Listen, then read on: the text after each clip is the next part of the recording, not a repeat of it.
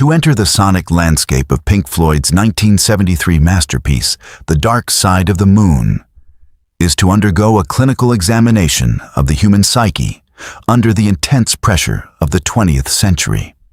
As a professor of art and philosophy, I find that this record stands as the most comprehensive philosophical document in the history of popular culture. A monumental écran that does not merely reflect our images, but projects our deepest, most unspoken anxieties. We are no longer dealing with the whimsical space rock of the 60s or the pastoral folk of the early 70s. Instead, we are entering a sterile, high-contrast laboratory where the themes of time, greed, conflict, and madness are dissected with surgical precision. This album is a visceral inquiry into the limits of sanity, a document that uses the medium of progressive rock to ask if the human spirit can survive the relentless grinding of the societal machine. To understand the dark side is to understand the tragedy of a species that has conquered the physical world, only to find itself lost in the internal abyss. The arrival of this album in March 1973 marked the exact point where Pink Floyd transitioned from a cult experimental band into a global philosophical phenomenon. The central pillar of this work is the concept of the human condition as a series of escalating pressures. Lyrically and musically, it is an autopsy of what Friedrich Nietzsche called the last man, the creature who seeks only comfort and security, yet finds himself haunted by the ticking of the clock and the emptiness of his own achievements. Nietzsche's shadow looms large over every track, especially the concept of the eternal recurrence.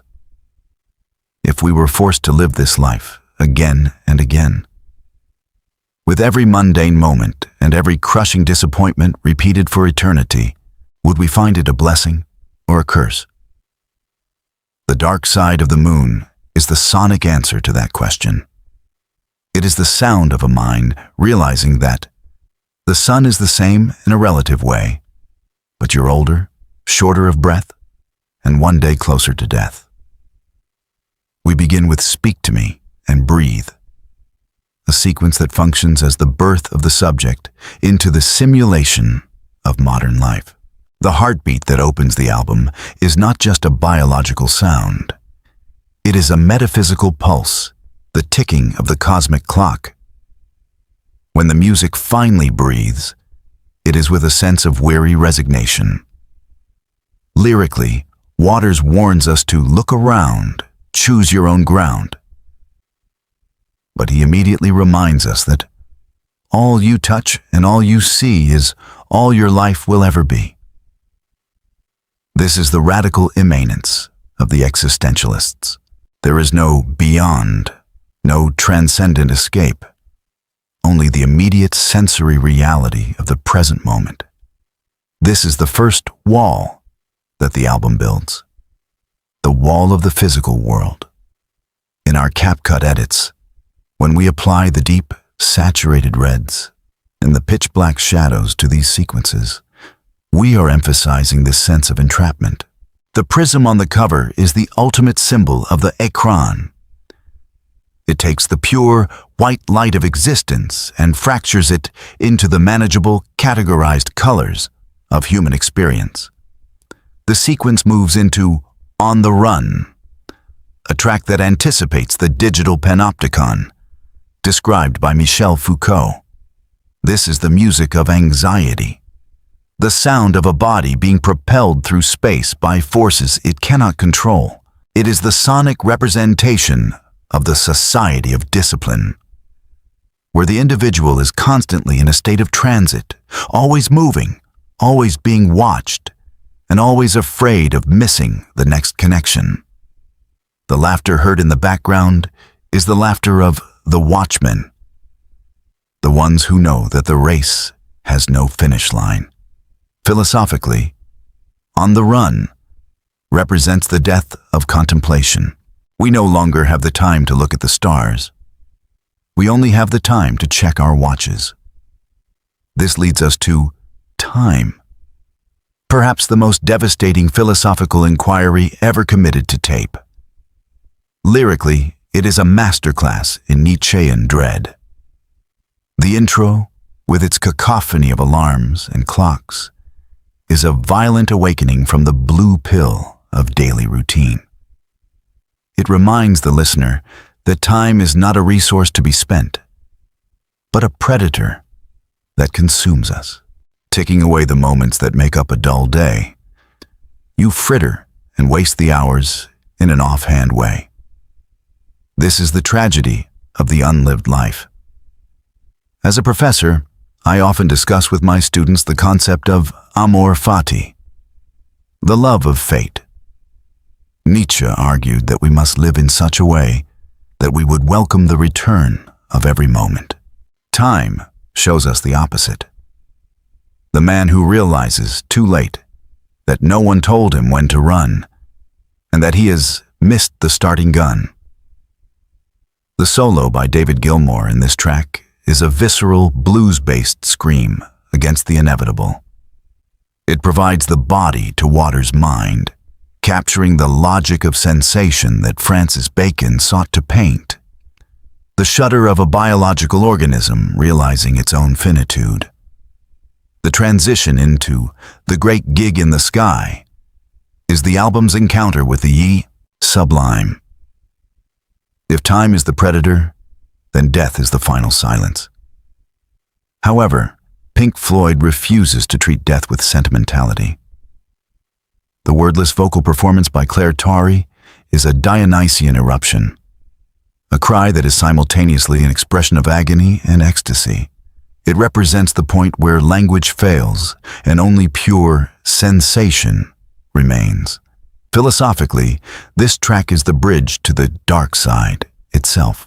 It tells us that we must face the void without the comfort of religious or social narratives. I'm not frightened of dying. Any time will do. I don't mind. Why should I be frightened of dying? There's no reason for it. You've got to go sometime. This stoic acceptance is the only honest response to the abyss. On the second side of the record, the focus shifts from the individual to the social. Money is an autopsy of greed and the simulacrum of value. In the philosophy of Jean Baudrillard, we live in a world where signs and symbols have replaced the reality they represent. Money is the ultimate sign. It is a piece of paper or a digital entry that dictates the limits of human freedom. The rhythmic sound of the cash register that opens the song is the sound of the machine that I often describe in my lectures. It is the pulse of a society that has replaced human empathy with transactional efficiency. The dogs that we would later encounter in animals are already present here, keeping their hands off my stack and buying a football team. The irony of money becoming a massive commercial hit is one of the great glitches in the matrix of rock history. The world dancing to a song that is dissecting its own corruption. Us and Them returns us to the sociological insights of Michel Foucault and the architecture of exclusion. It is a meditation on the arbitrary lines we draw between ourselves and the other. Forward, he cried from the rear, and the front rank died. This is the cold, calculated logic of the powerful, the pigs who manage the sheep from a distance.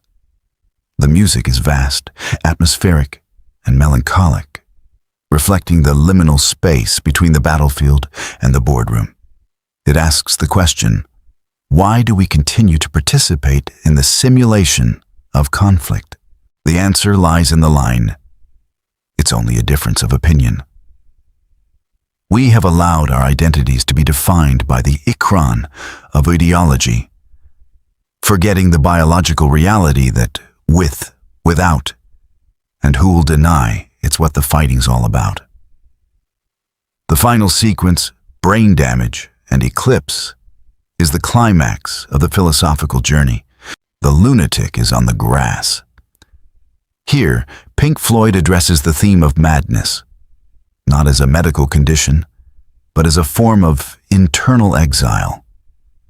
Influenced by the tragedy of Syd Barrett, madness is presented as the only honest response to a sane world that is fundamentally insane.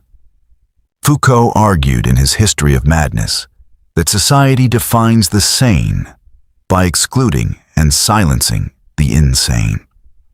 The lunatic in Pink Floyd's narrative is the one who sees through the simulation, the one who hears the laughter in the hall, and realizes that the wall is being built around us. When Waters sings, "I'll see you on the dark side of the moon," he is inviting the listener to join him in this space of radical, honest perception. The space where the masks of society are finally removed. Eclipse is the final, grand summation. It is a list of all that constitutes a human life. All that you touch, all that you see, all that you love, all that you hate. It is the simulacrum of a biography, but the concluding line shatters the entire structure. And everything under the sun is in tune, but the sun is eclipsed by the moon. This is the ultimate noir ending. The light of reason, the light of progress, and the light of the pretty are all extinguished by the dark, cold weight of the human shadow. The heartbeat returns, and we are left exactly where we started, in the silence of the void. Today, in our era of digital alienation, algorithmic control, and the desert of the real, the dark side of the moon is more relevant than it was in 1973. We are all living in the uncanny valley of social media, where our identities are curated and our time is exploited. The screen of thought, Écran de Pensamiento, is here to remind you that the dark side is not something to be feared. It is the only place where we can find the truth. We use the textures of grain, the visceral colors of red and black, and the slow keyframe zooms over the iconography of the prism to wake up the ghost in the machine. We are showing you the texture of your own existence. As a professor of art and philosophy, I invite you to look at that prism one more time. It is not just a graphic. It is a map of your soul. The struggle to remain conscious in a world that wants you to be comfortably numb is the only struggle that matters. Pink Floyd gave us the tools to perform this autopsy on ourselves. They showed us that the darkness is not the absence of light, but the space where the light has yet to travel. Stay in the light, but never fear to look at the eclipse. This is the screen of thought. Follow us as we continue to decode the rhythms of our culture and find the truth in the echoes of the masters. Stay human. Stay critical. Stay aware. Welcome to the machine. Welcome to the truth.